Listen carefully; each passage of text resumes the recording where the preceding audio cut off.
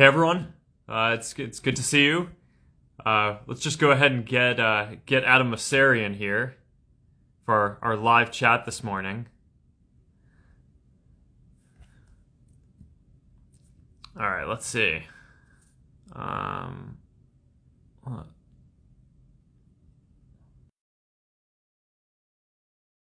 all right, I think we're getting Adam in a second. It works. It works. There you are. I was worried if it didn't work, I was going to get in trouble. Yeah, no, I mean it's tough. It's tough when you're running Instagram and if the live thing doesn't work. But no, we're in business here. How are you? I'm not too shabby. How you doing? I mean it's been a pretty interesting and difficult year, and it continues to be. But I mean, I'm excited about a lot of the stuff that we're building. A lot of the stuff that we're doing in Instagram. I'm excited to talk about that. How's the family? Family's good. I mean, look, the boys are nuts. We've got three of them, which is a lot, turns out. But I don't know. The little one's the easy one, which is surprising. How are the girls? They're good. They're good. We got to get the kids together again sometime. I know. Our especially Augie, my youngest, really has a thing for I think she and the Masseri boy clan get together, get along pretty well. It's pretty fun to see them together. Yeah. Well, I think the Mosseri boys have a thing for Augie. Like they don't listen to anything I say ever. And when we hang out with Augie, Augie just directs them like she's like the conductor of the entire, orchestra. I don't know how to begin to wrap my head around what's going on. Yeah, I don't know. I mean, she's got a charisma. I'm not sure where she got that from. It's not me. But yeah, well, hopefully soon we'll be able to get everyone together and hang out more. But it's good to see you guys doing so well. So yeah, so we got a lot of stuff going on. Where do you want to start today? I don't know, but we got good people in the comments here. I see Tank, one of my favorite memers going Yeah, on. I mean he's the best. Yeah, Tank's the best. Fiji runs the Facebook app, a bunch of people showing up, so it's always good. Yeah, I mean, look, I thought it'd be good to talk about creators today. There's just a lot going on. You've been talking about them a lot more recently, but we've been doing work for creators at Facebook and at Instagram for years now. So I thought it'd be fun just to chat about what's coming up. Before we jump into who are some of your favorites? Well, yeah, I mean, I think it depends on what category you're talking about. I mean, probably, one of I follow a lot of surfers and foilers. I mean, I'm pretty into the sport. So, people like Kai Lenny and, Lucas Chumbo, I mean, are obviously, awesome at this. I think Kai is he's like magical on a foil and seeing all the stuff that he does. I mean, it sort of helped me get into the sport, just watching him foil down a huge wave, then turn around, go back upwind, up the wave, do a flip off the wave. It's like, oh my God. I mean, it's like unreal. The stuff that he and the people who are doing that kind of stuff do. And I mean, once I had a chance to talk to him about, how important Instagram and social media overall were to him and his business. And it was really cool to hear because, I mean, obviously, if you're in surfing, I mean, you can win prizes in competitions, but that's not, massive in terms of economically. A lot of it is about basically the sponsorships and the deals and, being able to represent the awesome stuff that they're doing online. They really are sort of creators of a different type in terms of the, art and extreme stuff that they get to do and can pull off. And it's just, I don't know, I just find it super inspiring. I think it's cool to watch, when I'm not in a place where I can be in the water. When I can be in the water, then that's awesome, but I don't look anything like that. But I don't know, they're pretty impressive. Yeah. Tank says you gave them the creator, Tank Sinatra, the creator, you gave them meme gold when he went foiling, so he wanted to say thank you. Yeah, I have to say, yeah, that photo of me foiling where I put on way too much sunscreen. I mean, it's just like it was like 80s. It was so strong. It was so strong. well, it's even more extreme than that. I had sunscreen on. I mean, when I'm a pretty pale person, so I mean, if I'm out in in Hawaii, it's pretty strong there, and I'm going to get burnt, and want to stay healthy. So I do it. But in that particular case, I was just kind of foiling around, and then I noticed that there was this paparazzi guy following us. So I was like, oh, I don't want him to recognize me. So you know what I'm going to do? I'm just going to put a ton of sunscreen on my face, and then he won't know who I am. But that backfired. That really, I really should have thought that one through more. So instead, he took these photos, and it's like, what is this guy doing? And it's like, yeah, no, that's fair. That is way too much sunscreen. No one needs to be wearing that much sunscreen. But there is always, of course, this difference when you're in the water, you're doing some kind of extreme sport. The delta between like how cool you think you look and kind of the worst photo that kind of a paparazzi or someone can take is pretty funny. But I think I just want to have a sense of humor about this stuff. It's all good. I'm glad people can laugh about it. I laugh about it. I think it's pretty funny. I was running away from the alarm. Someone's alarm on the street was going Yeah, off. I heard. Yeah, well, I'm glad you can laugh about it. I'm not sure I'd be as big a man as you have been. Looks like Adam, the creator's enjoying that too. I'm seeing him in the comments. I mean, it's all good. Look, there's been a lot worse about me. So I'm, it's if someone wants to post about a sunscreen meme, I'm cool. I'm cool. We can happy to give the internet some laughs for that. All right, everybody on the comments, if you got questions, please ask them either in the poll or in the comments. We'll try to grab them. It looks like with a lot of people, it's happening so fast, it's hard. Before we jump in, though, one of the things that I wanted to talk to you about is just how important I think it is that we focus on helping creators make a living over the long run. So we've talked a bit, you talked a bit more about the audio stuff on the Facebook app a couple of weeks ago, but what are you most excited about upcoming in terms of helping creators make a living? Yeah, so first, to take a step back, I think the vision of the world that we're going for, I think in almost any positive vision for the future, a lot more people are getting to engage in kind of creative work rather than just jobs that they find monotonous, right? So I think you want to give people the tools to do that, both to just as a hobby express themselves, but ideally you want to make it so that can be a job for millions of people, right? And you and I have talked about this, how our goal for across the whole company is to be able to support millions of people having a job doing creative work. And in order to do that, there's just a bunch of different streams of stuff that you need to do. And you've walked through a lot of this stuff. A bunch of it is creative tools, right? So that way you can just create great stuff across all these different mediums: video, audio, text, photos. Just emerging media, games, stuff like that. Then you of course want to make it so that you can connect with your community and grow your community, and that's a big part of social media and something that we've historically done. But one of the bigger pieces that I think still really needs to get built out, and it feels like we're at this inflection point now, is around monetization. Because if there's going to be people's job, they need to be able to make money doing it. And there are lots of different models around this. And I think a lot of different people are going to mix and match different things. And it's not going to be one size fits all. And I think a lot of creators aren't just going to do one piece. But subscriptions are going to be a big piece of it. We have tools like tipping and stars, which we've rolled out on Facebook. And I think we're going to want to, expand across the other apps at some point. Obviously there are areas like in the video work where there's some kind of revenue share on kind of advertising where creators can get a cut of that.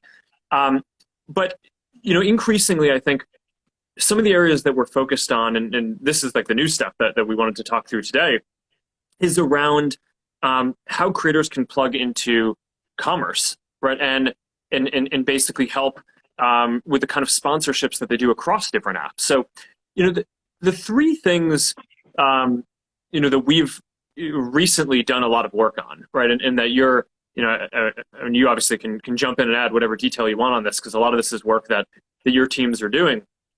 But the three new projects that I know we haven't really talked about publicly to date, but I think are going to be a big part of this vision.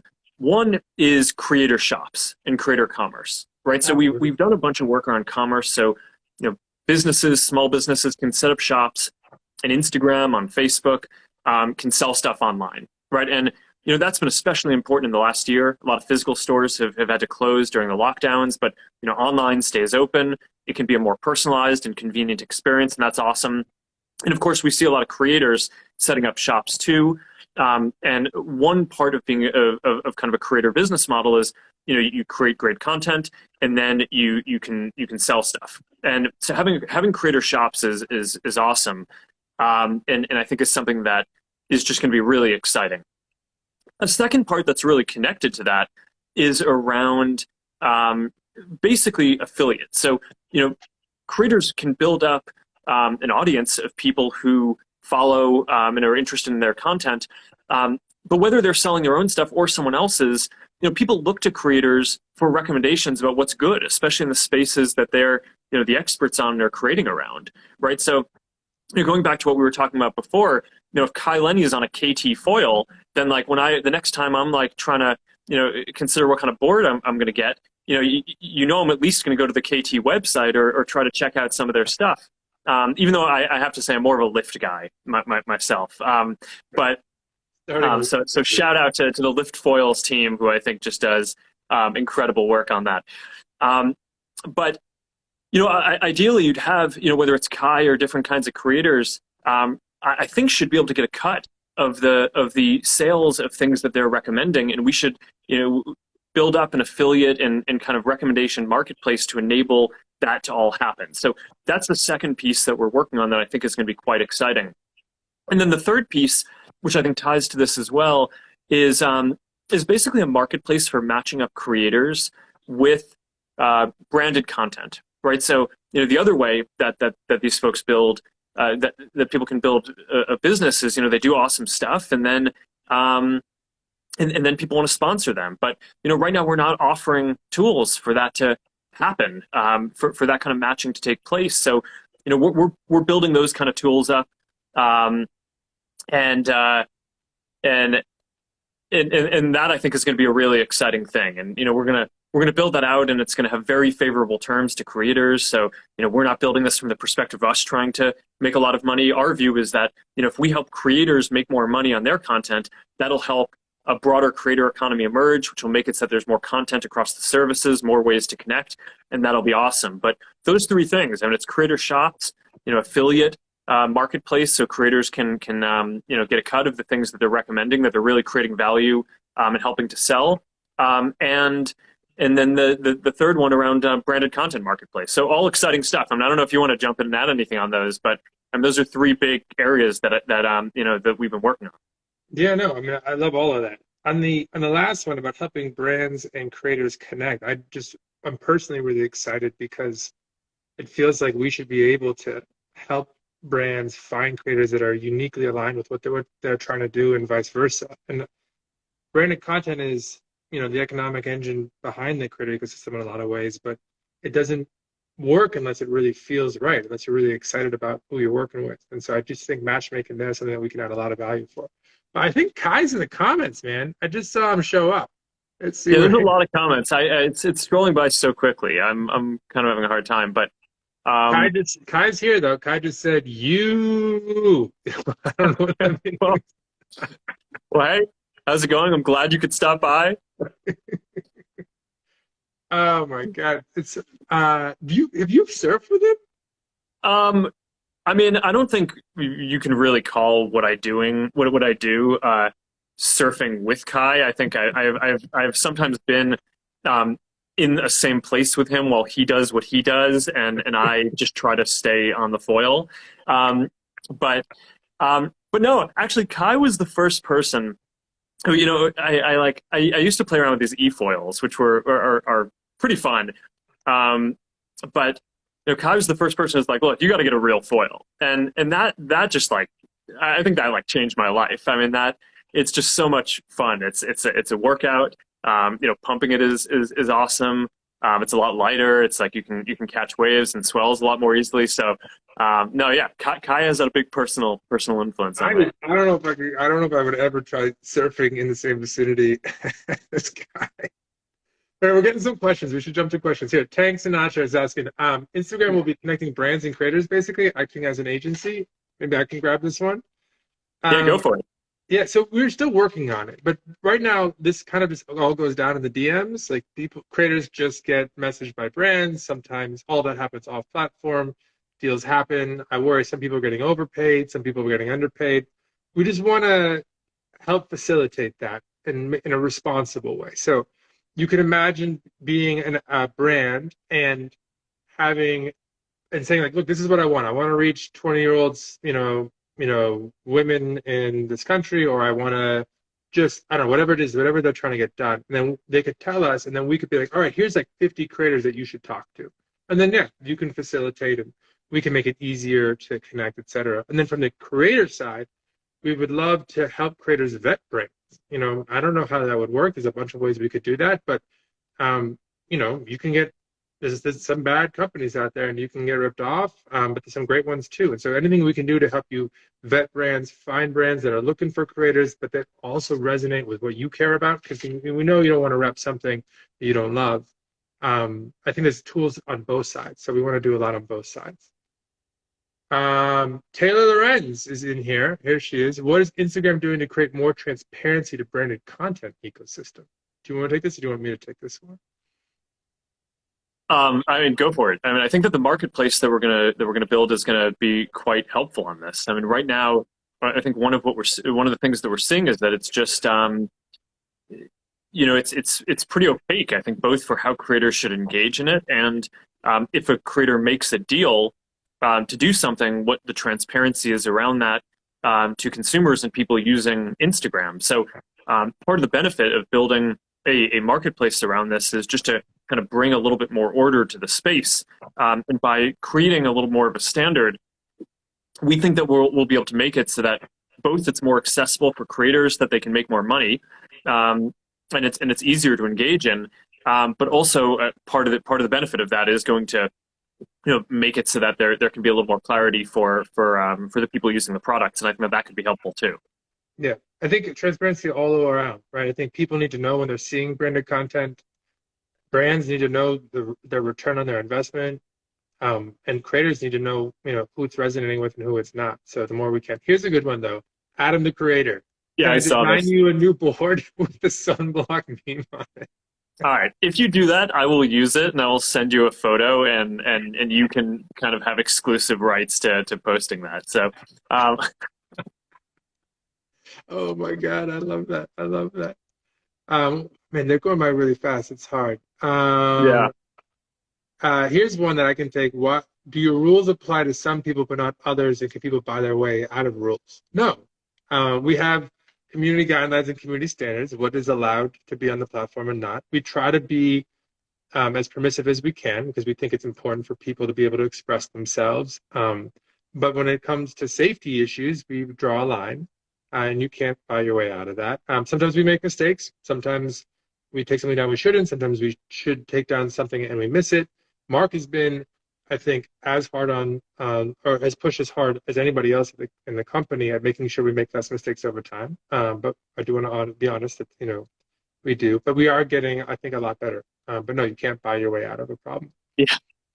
Hey, Adam, one question that I think would be interesting to, I mean, I'm kind of interested to hear you talk about this too, is this has come up over the last several days since I did this Discord chat with Casey Newton, um, and there's been a bunch of talk about how do we help create a creator middle class instead of just all of the um, just a big head basically of kind of the most successful creators getting to be huge. I think this is a really important topic because again, I mean, our goal that you and I have discussed a lot is being able to support millions of jobs for creators doing this kind of work, and you don't do that if it's just a few people. So, Yeah. I'm curious to hear how you think we should do this. Just like we support small businesses, primarily more than big companies and building their businesses on Facebook and our different apps. What are the different things that you think are going to be important to doing that with creators?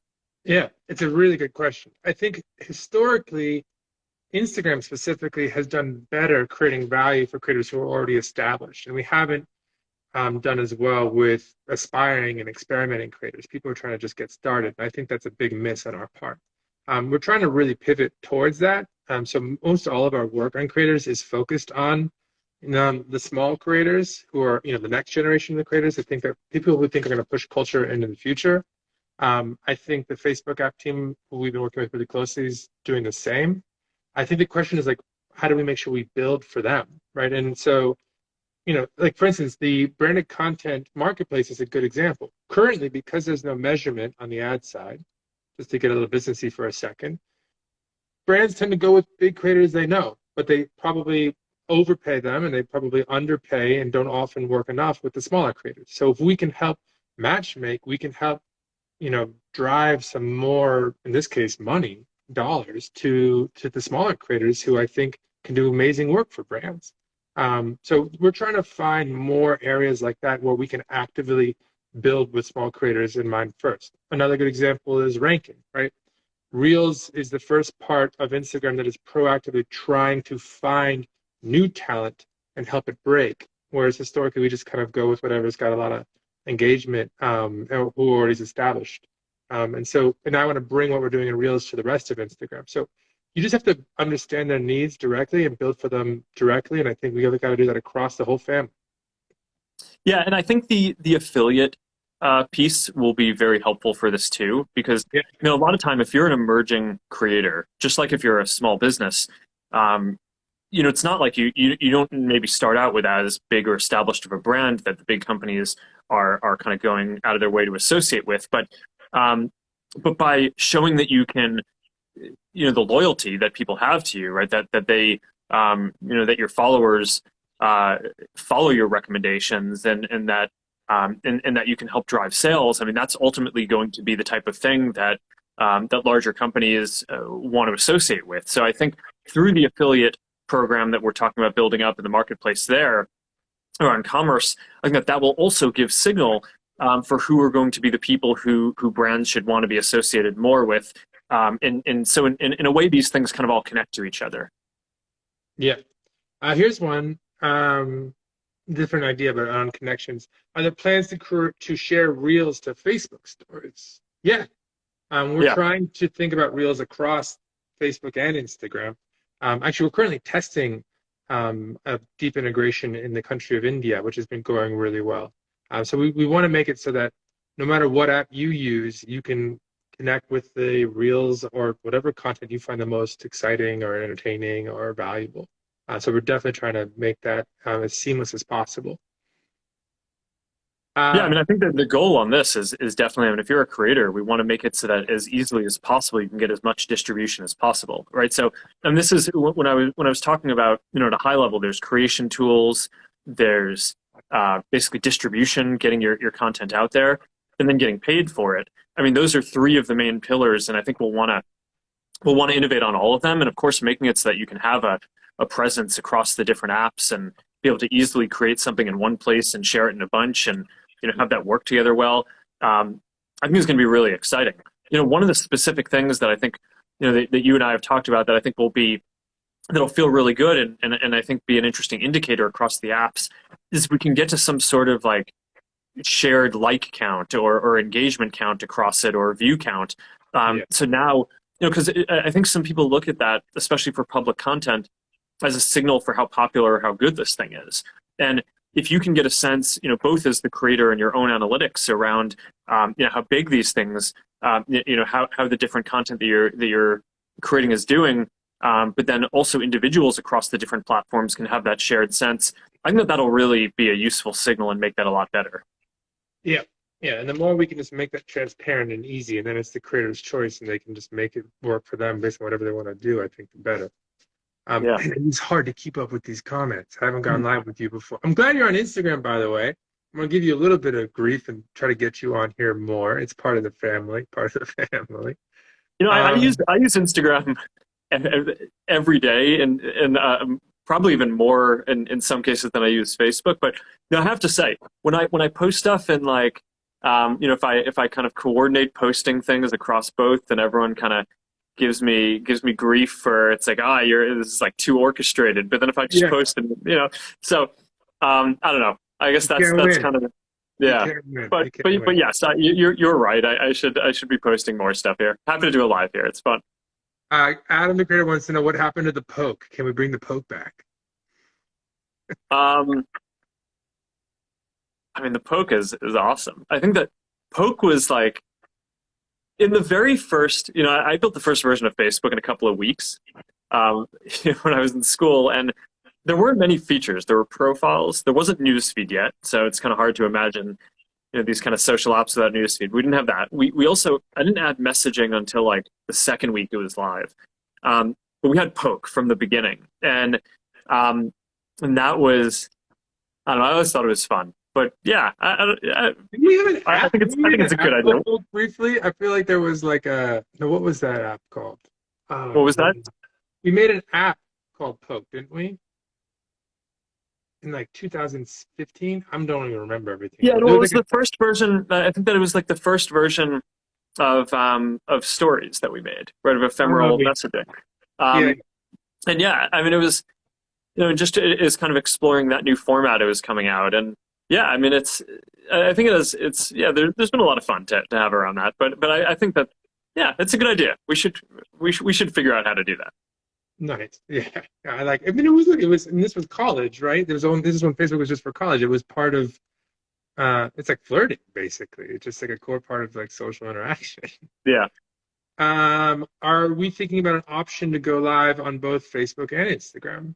Yeah, we'd love to do that. Right now, we are just making sure both run really, really well, and are built on the similar stack so that that's possible. But that's the kind of thing we want to be able to support long term. Um, all right, you could do. Well, how much time do we got? Maybe one or two more questions. We could also popcorn someone in if you're feeling like you want to take a risk here. You never know what you're gonna get. Looks like Yeah. we'll do one more question. Ask a hard one, group. What's your favorite Instagram feature? That's not a hard one. That's for Mark though. Well, while I look for a real question, or you can buy some time for me here. I mean, favorite feature. I mean, I don't know. I kind of I like explore.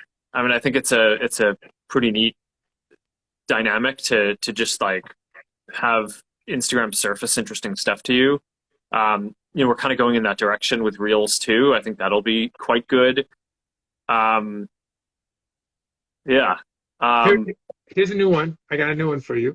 We actually are um, building a video mute feature. oh yeah, there So you go. there you go. So you can maybe like if your kid runs in, or if the alarm on a car across the street goes off, you can mute your audio so that if I keep talking, and then now I'm back again. So here we go. Although, There's a little one. yeah, the thing that I'm really excited about that is by the time, I mean, as part of the audio tools that we're building, some of the stuff that we're going to work on is trying to take audio, even if it's lower quality from a phone, and basically upsample it to make it better. And I know that there's a bunch of teams and folks who are working on technology to segment kind of background noise from your voice and foreground. So hopefully in the future you won't even have to mute on that. But we're not there Yeah, yet. For now, we have mute, which is yeah, may not be it baby may not steps. be the best feature of Instagram, but it's certainly one of the newest features of Instagram, and It's not out maybe yet. from that It's good. perspective is useful to talk about. Yeah, I was figuring I'm just looking for a way to plug something coming out later this week, I think. One of the things when you work here, you're always experimenting with the new tools before other people see them, and you sometimes forget All right, people. you All you right, want let's to you pull want in to bring Tank. you want Tank to Man, popcorn someone in? yeah, let's pull in Tank because he's raising his hand here. But Tank Man, don't embarrass me in front of my boss, okay? Just we'll give you we'll give you oh, this will be our last one. We'll ask you a question and then we'll wrap up. So I think you got to pull him in, Mark, because you're the host of this bad boy. All Or right, can I? let's see.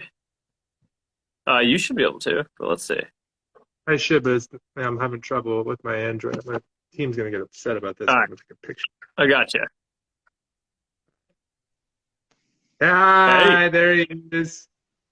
Is he very serious, or is he well, frozen? he's it's a little of both. I'm It's gonna a it's ruin like a this. I'm gonna ruin this whole thing. how's it You just going? got frozen, and you were just like a total like angry face. Yeah, Mm. it's a pretty good resting face. This is better than being on Ellen. Yes. Way better. So Tank switched from memes to videos. Yeah. So this he's been an amazing Instagrammer for a long time now. Why don't you tell us a little bit about? Oh, here you go. You get to ask me in front of my boss. Ooh, What would if you could change anything about Instagram? What would you change? nothing, bro. You know that. I love Instagram with all my heart. I gave you a layup. The window's closed. I'm not I going don't. to ask you again. I go back and forth. I mean, I come from the era of the chronological feed, which I loved. You know what I mean? Yeah, I loved the chronological feed. It was probably 3.5 years of just knowing exactly how something was going to perform within the first 30 seconds to a minute. yeah, And you get lost now in the sauce. Like I've, done stand-up comedy, and when you are trying to put together an act, which is basically what we're doing, trying to find out what works with our audience and what doesn't, it's hard to tell if your stuff is getting seen. You know what I mean? So I had DM'd you, and you had a great idea about likes, turning them off or on, giving people the option, because I understand having likes on, if you are a sensitive person, which I can be, I would like the option to turn them off sometimes. Or like the restrict uh, feature is a great option. One of the best features in a long time that I've seen on Instagram. Because I don't want to block people, because I don't want to let them know that they've won. You know plausible what I mean? deniability. Yeah, Plausible exactly. deniability. I don't even know you exist. I'm just gonna pretend this never happened. So to have the option for people to switch back from chronological to algorithmic feed, I think would be a nice option. But you guys, I have faith that you guys are doing the best that you know how for the 1 billion people that use the app. I'm one of, many creators, and we all talk, but my sample is limited. I talk to other creators, and we all know what we want, but the majority of people that use the app are not on it 8 hours a day. You know what I Yeah, mean? So I have to trust you guys, which don't let us down. You know yeah, what I yeah. mean? It's a Yeah, tough one. It's a tough one. yeah, I can talk about Chrono, or you can talk about it, Mark. It's up to you.